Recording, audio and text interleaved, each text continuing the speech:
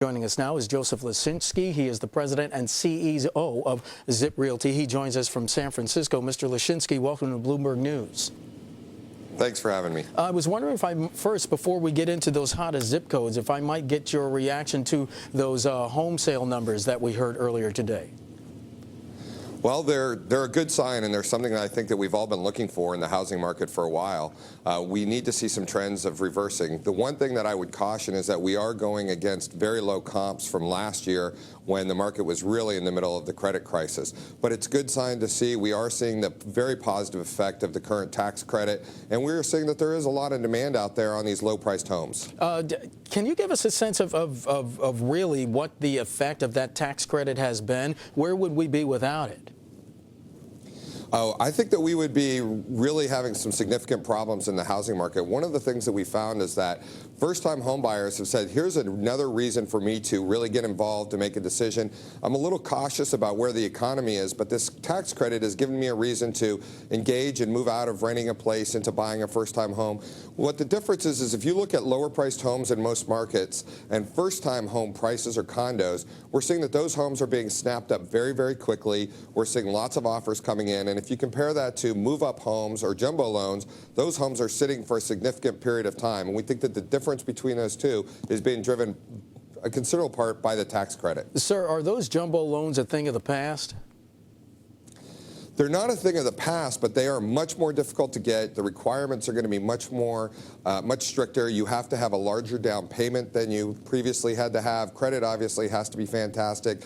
You might already have to have a relationship in place with the bank, and it may not be something where you can go out and get it. And there is going to be a spread that you're going to be paying to be able to get those loans for sure going forward. Well, sir, you know that phrase, the rising tide lifts all boats. I guess in this instance, the receding tide is going to sink a lot of boats because people who did have perfect credit before this financial crisis now may find out that their perfect credit isn't so perfect, even if they've been doing the right thing.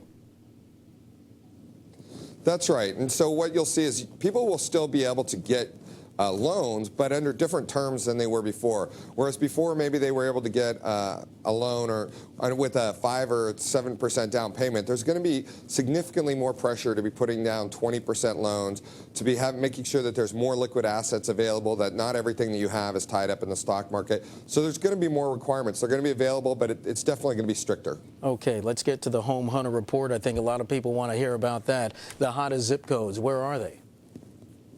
Well, it's amazing when you look at it, because what we do is we look at the price that consumers are actually paying versus what's happening to the list price. And we do that based on what our agents are seeing and how we're working on it. And it's really spread across the country, which is pretty amazing. Rancho Bernardo, California is the strongest one that we saw. Davie, Florida, Grand Prairie, Texas, Everett, Washington, Glendale and Phoenix, Arizona are all markets where consumers who are going in and they see a price and think they might be able to get a good deal and offer less probably aren't going to be able to.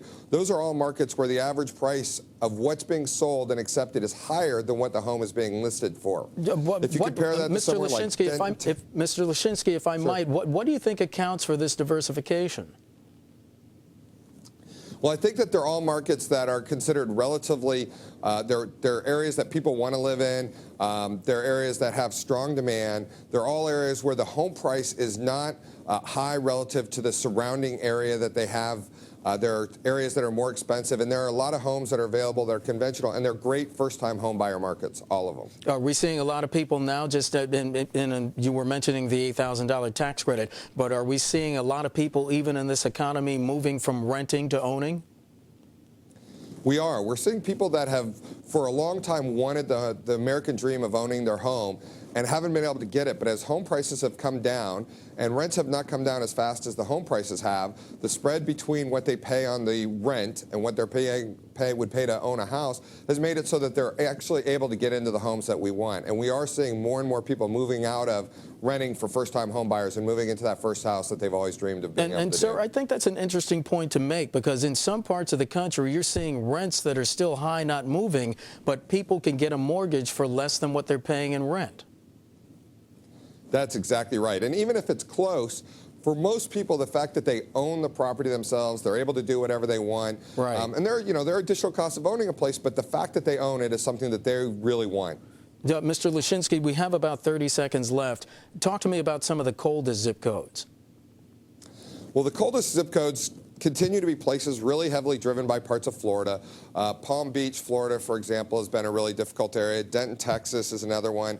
Jacksonville, Florida. A number of the Florida markets still have some room to come down, and we're seeing that there isn't as much demand as there is inventory there right now, and buyers are able to get great deals because they're basically putting in lower offers than where the homes are being asked for. And, sir, in about 15 seconds, when do you see this housing market starting to turn the corner? Well, I think that we're already starting to see signs of stabilization. I think the report that you just gave from the September numbers, inventory levels have come down. We're seeing strong demand. I wouldn't say that we're on an upward curve, but I think we've definitely seen the start of stabilization for sure. Joseph Lashinsky, the president and CEO of ZipRealty, joining us from San Francisco. Always good to talk to you. Thanks for your perspective.